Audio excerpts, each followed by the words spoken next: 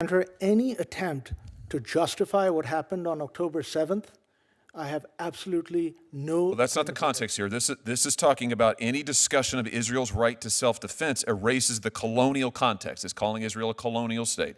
So could we just answer my question? Do you agree with this, yes or no? Senator, I don't claim to be an expert on the Middle East.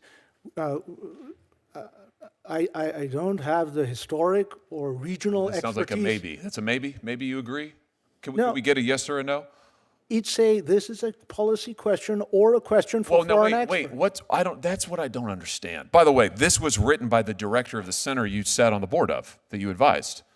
This is the director, not some random professor, the director, who published it in an open letter. So when you say it's a policy, what's the policy about calling Israel a violent settler colonialist state? Why is that a policy question?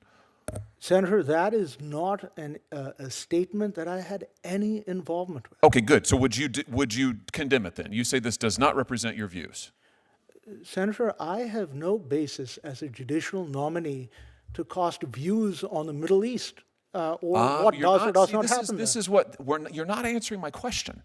I'm asking you whether this individual who said that Israel was a violent settler colonial state, I'm just trying to get you to say, do you agree with that or not? And I've asked you now 4 different times, 4 different ways. You're not answering me. Why is that? Why can't you just say, no, I don't agree with this? Let's try again. Yeah. Do you agree with this statement, yes or no?